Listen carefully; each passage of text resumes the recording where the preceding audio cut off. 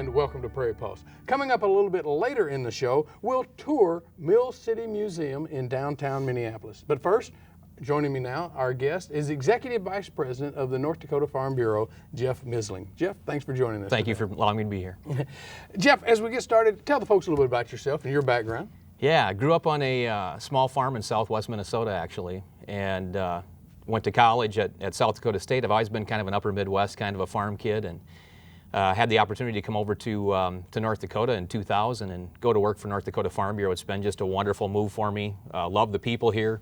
Love the open country. That was one of the biggest differences, believe it or not, between Minnesota and North Dakota is my first couple weeks on the job, driving out in the country and seeing the wide open spaces. And I was used to a little bit more confinement, not a lot more confinement, but a little bit more over in Minnesota. So. Okay. Well, it's been an interesting year in farming, I think, for a lot of folks out there. How did the harvest go in North Dakota, I guess, and what did the crops look like? Yeah, given the dry conditions throughout the summer, of course, it was a main concern to a lot of our members across the state. And surprisingly, when you look at the seed technology that's out there right now, the seed vigor and the way that technology has been built into our seed, amazing yields considering the fact that we did dry up as much as we did. So a pretty good year. You know, commodity prices on the other hand have been very strong. And so that will pick up some of those yields. It's always dangerous to make general statements. I know I've been out to a couple areas of the state where it wasn't such a good crop year again. They did dry up kind of prematurely, and maybe their winter wheat crop looked strong, but after that, you know, the spring wheat wasn't there, the barley yields were not there. So it all depends on where you're from in the state. But I will say, overall, a pretty good year again. We've had about 5-6 years in a row of pretty strong years for agriculture in our state, and that's good since agriculture is the backbone of this economy. You mentioned this, and I don't want to get into it too much probably, but seed technology and because obviously we had, the drought had to affect the crops, but the technology has really changed a lot over the years. Yeah, without a doubt, the gains that have been made not only on things like stronger yields, but building technology into that seed so that it can handle drought tolerance, and they're building that into our current products, and it's exciting. I mean, to be out there in the industry when you can put a seed in the ground and know that whether you get a lot of rain in a given crop year or drought in a given crop year, that the seed's going to compensate for that, and that's what we saw this year. Soybeans, for example, just an amazing crop. They've got the ability to detect where the deficiencies are and kind of compensate for them. So we saw that in both our corn and soybeans really strongly this year, that the technology came through. Okay. How much of North Dakota was viewed as needing help, I guess, in terms of drought disaster? Yeah, I do know that we had 16 counties that were declared disaster counties in regard to the drought. So a pretty big pocket across the state. Again, you have those isolated areas where it was a really tough year. I was down in Bowman County speaking to a group of farmers probably 3 weeks ago and heard the stories down there about 8 bushel barley and some really tough crop conditions. But 16 counties that are disaster declaration counties. There are other pockets in other counties obviously that struggled as well with dry conditions, but not nearly as bad as what we saw further south in the Corn Belt. Really devastating crop year for those folks down further south. Sure. What does it mean when there's a drought disaster declaration for a county? Definitely it opens them up to qualifying for some government help in those situations. A recognition, I think, at the state level and federal level that we had some issues there that are going to cause an impact on our rural communities. I think people need to realize that when farming and ranching is successful, it translates into rural communities doing well. And vice versa, the same is true on the other side. If we have a real tough crop year, it hurts local businesses out there in those rural communities. And so I think the disaster declaration allows some assistance to come in that normally wouldn't be available to our producers. Okay. The Farm Bill's talked about a lot, I guess, and so why don't we have a Farm Bill right now? Of course, as we're taping this, at least we don't. Why is that in your opinion? Yeah. Political football right now, you saw what happened coming through an election cycle, and really the politics behind these pieces of legislation. It's gotten so brutal in Washington, D.C., and I think the key to that is finding a scenario in which both sides can come together. Our Farm Bill, it does offer some support for our farmers and ranchers, but it's about 80% comprised of food stamp payments.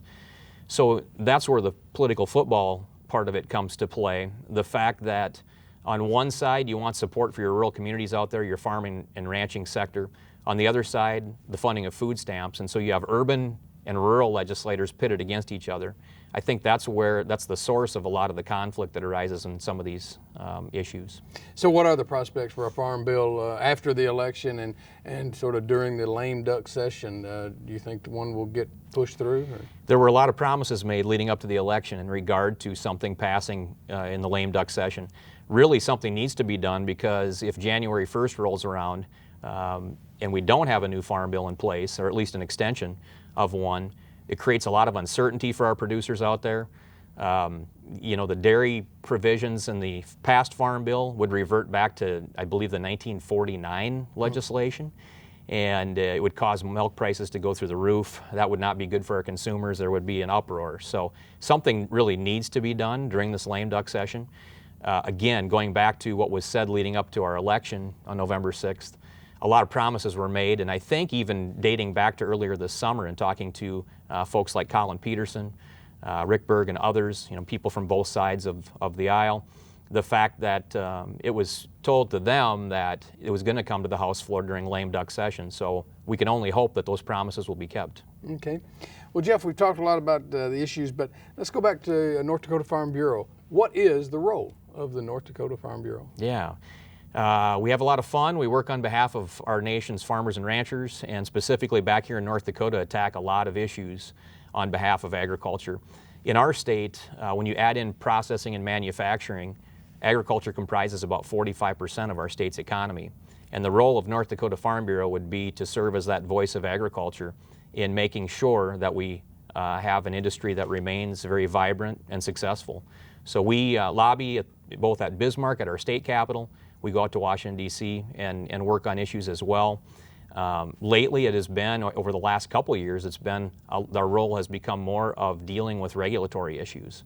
A lot of issues, anything from having farmers have to put dikes around their fuel tank storage now, to regulation of pesticide application, having to file for permits that we never had to in the past, to dust regulation of all things. So we really are delving into a lot of the regulatory issues, and that has become one of our largest roles. Now, how many members and what constitutes a member of Farm Bureau? Yeah, our membership base is currently about 27,500 families in the state. Nationally, the American Farm Bureau in total has over 6.2 million members. So we are the largest general farm organization in the country. We have a voting and an associate membership. As a voting member of Farm Bureau, you have to derive the majority of your income from an owned production agricultural entity. So that's how we define who is a voting member. Again, a really good cross-section of farmers and ranchers that belong across the state, and those are the folks that set our policy. We are not a top-down organization at all. Our policies come from that grassroots local level and work their way up through the districts and then onto our state, and if they pass our state, then we as a staff have to abide by those policies and lobby on behalf of what our members forwarded to us. So, and let me come back to that in just a minute, but you talked about voting and associate. Are there people who are not farmers and ranchers part of Farm Bureau? Yes, absolutely. The nice thing about that is it provides us an opportunity to share the story of agriculture and let them know. Oftentimes I think the more generations removed from agriculture we get, the harder it is to remember where your food comes from and have those ties back to, you know, maybe your grandfather who farmed or your father. So it's a nice opportunity for us to be out in front of our members, even if they're not actively engaged in the industry. We can still explain to them what we're doing and the importance of our industry to the state's economy. Yeah.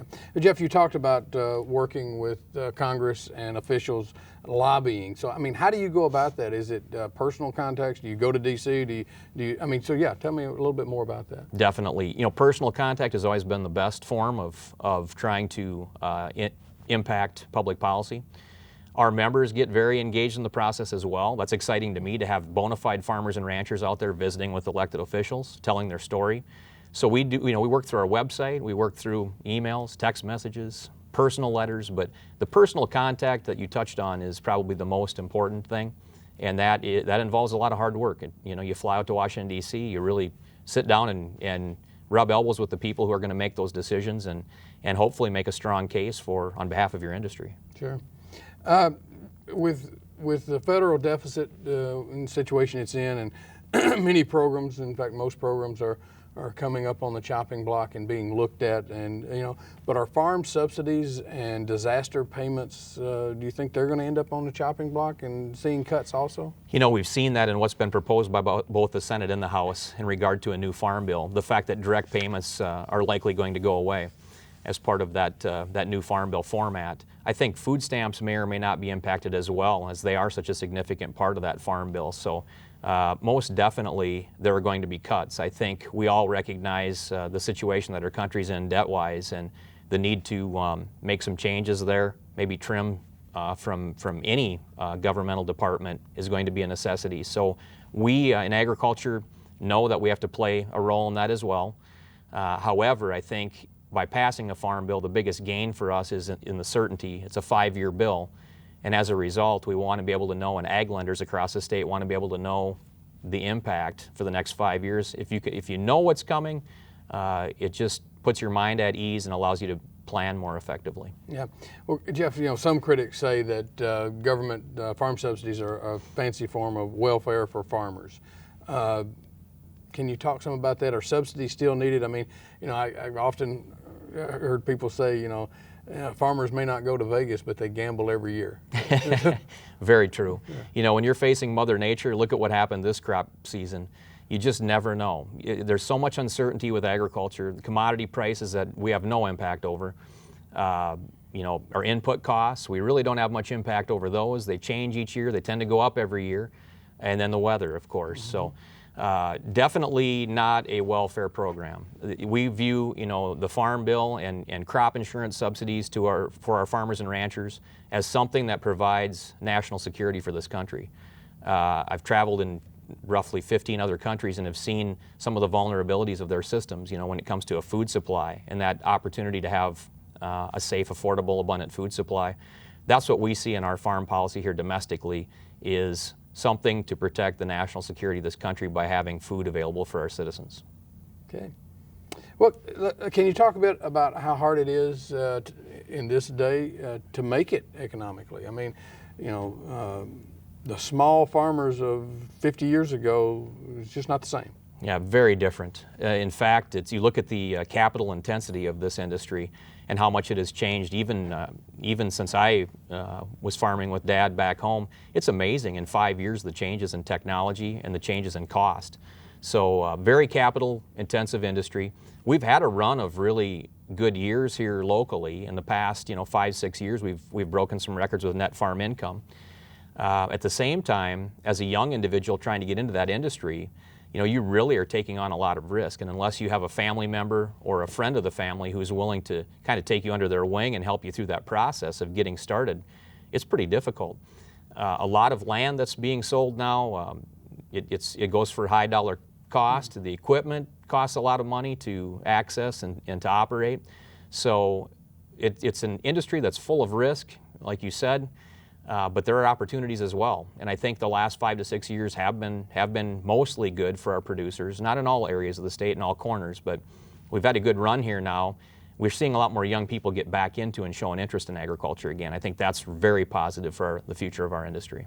Well, and with that, then expand on that. Why is the family farm so important for the future? Yeah, I look at our membership base, and we may have some folks who have formed a corporation for tax purposes with their farms and ranches, but they're still family farms and ranches. Predominantly, overwhelmingly, family farms and ranches. I think it's important that we maintain that strong presence in our state, not only for our economy, with our industry comprising 45% of our state's economy, but also in keeping those rural communities strong and vibrant.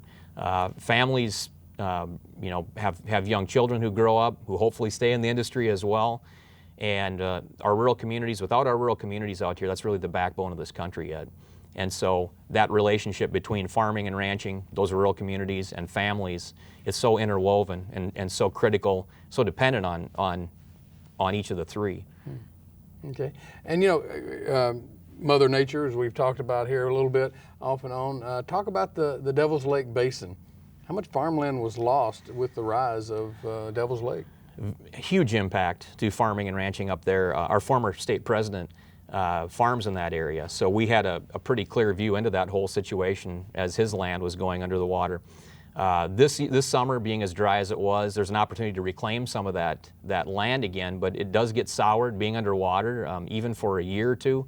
It's not the same soil. It takes you a while to build that back up again.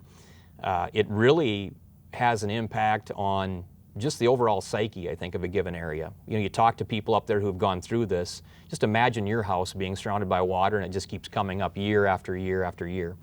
It really does have a devastating impact on, I think, the way you view things and your overall psyche of an area. So the acres just kept going under for a number of years. Yeah, we've reclaimed a little bit now this past summer. However, we're only one good spring heavy rain away from seeing that water go right back up again. So this is a long-term issue up there that's going to go on for years to come unless we hit a long-term drought trend. I have no clue here. The Farm Bureau, I mean, you got wet seasons, you've got drought. Do y'all deal with that and anticipate any of that at all with your group? Or yeah, I wish we could. Yeah. You know, you can only look at what has happened and what has transpired in the past, listen to a lot of forecasters, try to find out the people who are in the know, what's coming your way, but it really is the great unknown. You know, from year to year, you really don't know. We've headed into a couple springs here in recent years where it was pretty wet, and before you know it, we're talking about drought. It really goes back and forth, and that swing can take place pretty drastically. Okay, well, yeah, as we've seen in the last 4 or 5 years. What's the hardest part of your job? Television interviews. No, I'm just kidding. Really, trying to predict what's going to come next. You know, we couldn't have known over the last 2 to 3 years the regulatory environment, what impact that would have locally on our farms and ranches, and really trying to stay abreast of what those issues are going to be. And they're coming at us so quickly, so rapidly, and so aggressively. That is definitely one of the biggest challenges we face, is knowing what's coming at our industry next and being able to be out there and be proactive in protecting our farmers and ranchers from those attacks. So go the other route. What's the best part of your job? Yeah, working with the people, being out there and being one-on-one with our farmers and ranchers, salt of the earth people, some of the best people I've ever met. It really is a privilege to be able to do what we do in working for farm and ranch organizations. And so I think the people are what make it great. Now, Jeff, you know, do you still have to convince people in other parts of the country where food actually comes from? Absolutely, absolutely. Right here in our home state, we have to convince people where their food comes from.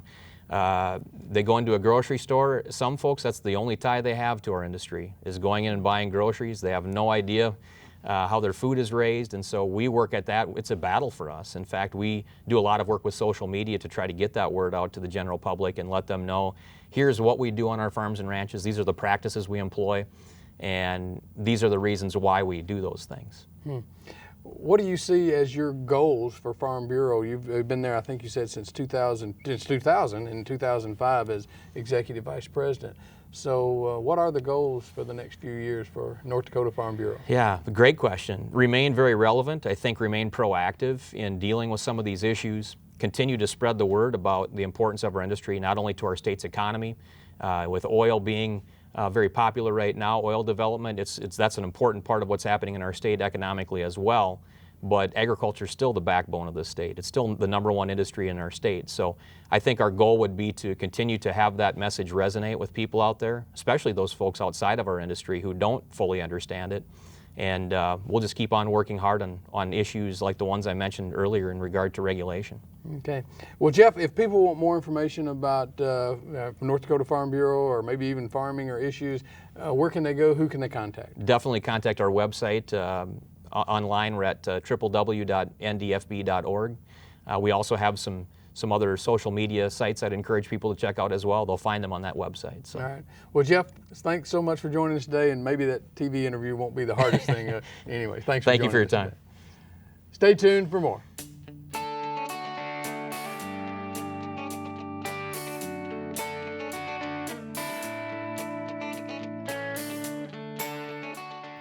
The Mill City Museum in downtown Minneapolis is a fascinating place to visit.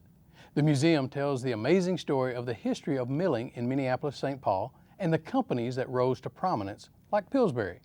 Visitors experience interactive rooms, historical interpreters, and other treats. But you'll need a full morning or afternoon to see it all. It was quite the sight. I still can't believe it myself. It was exciting enough that schools would bring busloads of kids down here to watch you start that mill. To me, it's still amazing. We're standing in Mill City Museum in what was once the largest flour mill in the world. When it was built in 1880, it was the largest flour mill. From 1880 to 1930, Minneapolis was the flour milling capital of the world. And this flour mill continued to function until 1965. You have the two companies, the Washburn A Mill, Pillsbury Mill across the river, and here they're both producing flour on a massive scale. This mill was once the largest flour mill in the world, and then the Pillsbury A Mill was. So this is what made Minneapolis the milling capital of the world.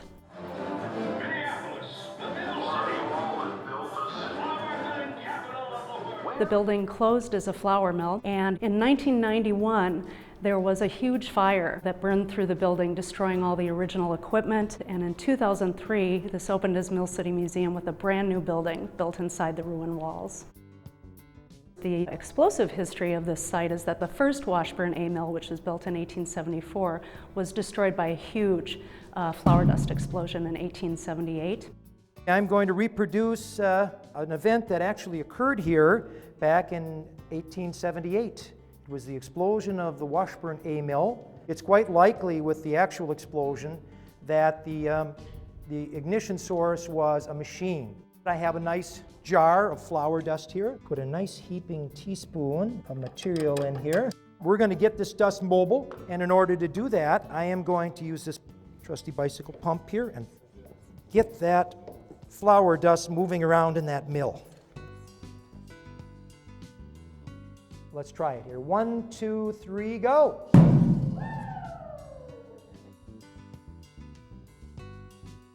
We're part of the Minnesota Historical Society, so it was the Minnesota Historical Society's exhibit team and department that worked on the exhibits here, and they explore a number of different things. One of the big stories that we tell here is the story of promotion and advertising. You have General Mills here, Pillsbury across the river. They're both making the same product. How do they build consumer and brand loyalty? So that's a big story, and you'll see our giant Bisquick box, which kind of anchors that area. We also tell the story of the wheat fields in the Red River Valley that supplied a lot of the wheat that was milled here. And history player Mary Dodge Woodward is one of the ways that we tell that story as well. April 3rd. When the sun shines, such a steam arises from the ground that the prairie looks like an ocean with waves. One cannot make out objects at a distance. The country is alive with teams seeding and dragging. We have a large number of school and youth groups that come through here every year, about 35 to 40,000, and they experience all facets of the museum. We have an interactive water lab where people can discover changes that were made to the river in order to power the mills. The key to the whole thing is not to let the water go down the waterfall. So what they did was build a 3-sided dam, and that actually raises the water up a little bit more and then drives it to the side where you can run it through machines. We have a baking lab where all sorts of things take place. Our staff will talk with folks about test kitchens, wheat and flour. Hard wheat and soft wheat are turned into the bread flour and the cake flour, and then we have our all-purpose flour, which is generally a blend of bread and cake flour. We also have a show called the Flour Tower, where you ride between 7 floors of the museum, each one designed to look like a different floor of a working flour mill, and hear the voices of people who actually worked here. Well, they were just young kids. They wanted to work on the same place all the time. They were boy crazy too. There is a Meet the Machines exhibit, which is flour milling equipment from the Pillsbury Mill across the river, from the Albany Mill, and other places as well.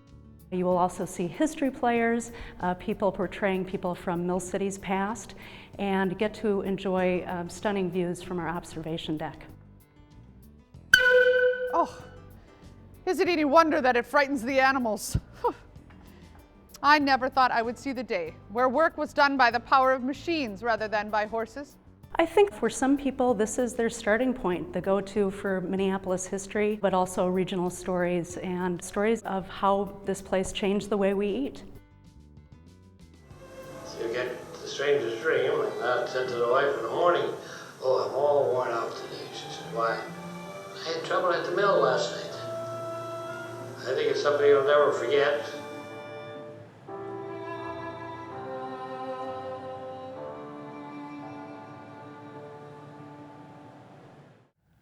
Well, that's all we have on Prairie Pulse for this week. And as always, thanks for watching.